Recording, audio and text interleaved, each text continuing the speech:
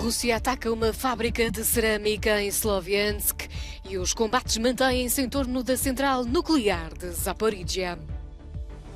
O secretário-geral da NATO termina a visita ao Canadá, faz referência ao desafio estratégico que a presença militar da Rússia no Ártico coloca à Aliança Atlântica. A Hungria vai ampliar a central nuclear de Paks com financiamento e participação nas obras da empresa russa Rosatom. As forças russas atacaram uma fábrica de cerâmica na cidade ucraniana de Sloviansk na manhã deste sábado.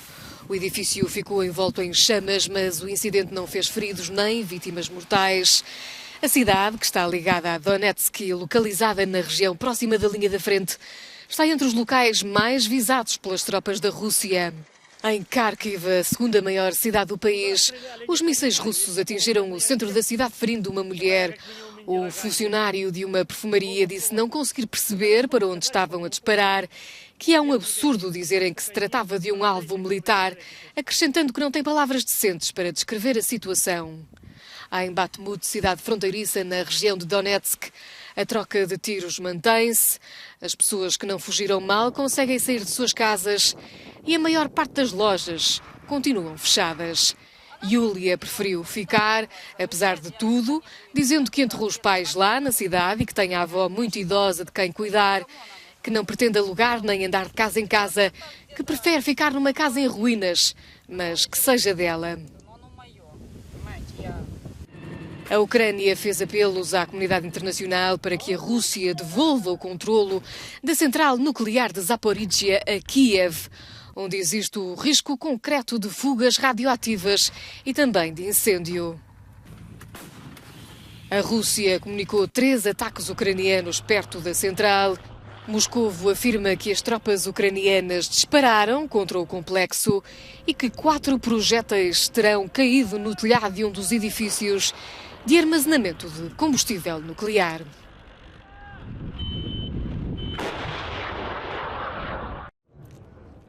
O secretário-geral da NATO, Jens Stoltenberg, terminou a visita ao Canadá com um alerta. Fez referência ao desafio estratégico que a presença militar da Rússia no Ártico coloca à Aliança Atlântica. Juntamente com o primeiro-ministro do Canadá, salientou que a rota mais curta para os mísseis e bombardeamentos russos chegarem à Europa Ocidental é através da região do Ártico. Nas palavras de Stoltenberg, a Rússia criou um novo comando ártico, abriu centenas de novos e antigos locais militares da era soviética, incluindo aeródromos e portos de águas profundas. Stoltenberg adiantou ainda que a Rússia está também a utilizar a região como uma plataforma de testes para novos e inovadores sistemas de armamento. Tradicionalmente, o Canadá sempre teve receio de uma presença da NATO nas regiões árticas. O primeiro-ministro do Canadá, Justin Trudeau, declarou que a situação geopolítica mudou desde a invasão da Ucrânia, salientando a importância do reconhecimento das realidades geopolíticas mutáveis que o mundo enfrenta atualmente e que dentro da NATO os países estão a investir mais na capacidade de assegurar o território da Aliança, inclusive através do Ártico. Esta é a primeira vez na história que um secretário-geral da NATO visita o Ártico canadiano e um indício das mudanças geopolíticas em curso devido à guerra na Ucrânia.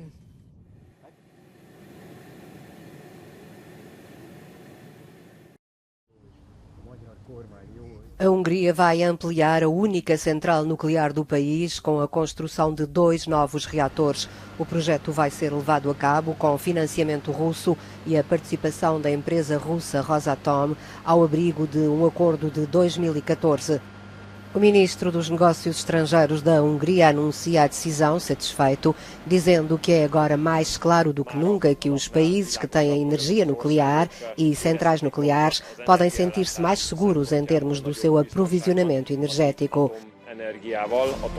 Peter Szijjártó diz também que quanto maior for a capacidade de energia nuclear de um país, mais seguro ele será no futuro. A indústria nuclear russa não foi sujeita às sanções da União Europeia. A licença foi emitida na sexta-feira e, segundo a imprensa húngara, as obras podem começar a qualquer momento. A central de Paks, de construção soviética, começou a funcionar em 1982 e produz atualmente mais de 50% da eletricidade consumida na Hungria. A 2 semanas do início, as autoridades sérvias dizem que não haverá Europride no país. O evento, que deve juntar a comunidade LGBTQI de toda a Europa, está previsto para decorrer entre 12 e 18 de setembro. Belgrado evoca a crise económica e a situação no Kosovo. O presidente da Sérvia disse que o desfile do orgulho, ou seja, qual for o nome que se queira dar a essa coisa programada para setembro, será adiado ou cancelado. Aleksandar Vučić afirmou que não diz isso por prazer, mas porque neste momento o país não pode acolher o evento quando tem o Open Balkan e uma grave crise no Kosovo, que, diz, não desaparecerá pelo menos até ao final de outubro e receia mesmo que se aprofunde. Mas os organizadores não estão dispostos a baixar os braços. A resposta veio de um dos membros da organização através do Twitter, onde se lê que o Estado não pode cancelar o Europride, ele pode apenas tentar bani-lo, o que seria uma clara violação da Constituição, e que o desfile Pride vai acontecer como planeado a 17 de setembro, às 17 horas, em frente à Assembleia Nacional. A presidente das associações organizadoras do Europride também garante que não será cancelado e escreveu no site da organização que qualquer tentativa de proibir o orgulho é uma violação dos artigos 11, 13 e 14 da Convenção Europeia dos Direitos do Homem, ratificada pela Sérvia. França enfrentou incêndios devastadores neste verão e questiona-se sobre a legitimidade dos próprios bombeiros. 2 bombeiros voluntários do país são acusados de estarem na origem de vários dos incêndios em território francês. Um deles é um homem de 27 anos, suspeito de ser responsável por um incêndio que devastou 230 hectares no leste de França a 10 de agosto. Antigos colegas marcaram presença em tribunal e um dos bombeiros adiantou que é o tipo de comportamento que mancha o uniforme. Em Grenoble, outro bombeiro voluntário de 35 anos está na prisão desde quinta-feira. É suspeito de ter ateado vários fogos em Isère, mas nega as acusações. Relativamente a estes incêndios, um elemento das forças policiais da região explica que existem vários elementos que indicam mão criminosa, nomeadamente no caso de incêndios múltiplos que começam em simultâneo. De acordo com o Ministério do Interior francês, foram presos 34 incendiários desde o início do verão. O Papa Francisco nomeia 20 novos cardeais numa cerimónia em Roma. Especula-se que o pontífice prepara a própria sucessão e estas nomeações pretendem assegurar o futuro da Igreja. Segundo vozes do Vaticano, os novos cardeais representam a Igreja de hoje e vêm de todo o mundo. Entre eles estão também 2 cardeais brasileiros. Unidos contra o racismo e recordar significa mudança foram estes os slogans entoados por aproximadamente 3.500 pessoas neste sábado em Rostock. Relembram os ataques xenófobos em massa que tiveram lugar há 30 anos nesta cidade do norte da Alemanha. Em agosto de 1992, um centro para requerentes de asilo foi atacado sem intervenção das autoridades. Os bombeiros continuam a remover peixes mortos da marina turística e vazia de Cigacice, na Polónia. Entre 200 e 300 quilos de peixe foram removidos nesta marina nos últimos dias, de um total de cerca de 300 toneladas mortos no rio Oder desde o início de agosto. As consequências desta catástrofe são ecológicas e também económicas.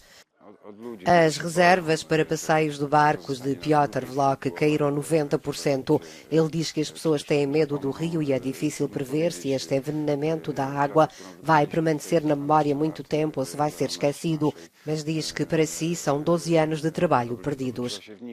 Não se conhecem ainda as causas da catástrofe ecológica, mas funcionários alemães e polacos dizem que pode ter sido desencadeada por algas tóxicas causadas por resíduos industriais na Polónia. Silésia. Este viticultor diz que já esperava que algo assim acontecesse, tendo em conta a abordagem do poder na Polónia à ecologia, natureza e ambiente.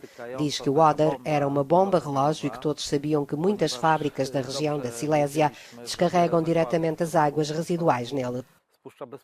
O Oder nasce na Chequia e passa pela Polónia, onde forma uma fronteira natural com a Alemanha, desaguando no Mar Báltico. Até ao final dos anos 90 estava fortemente poluído.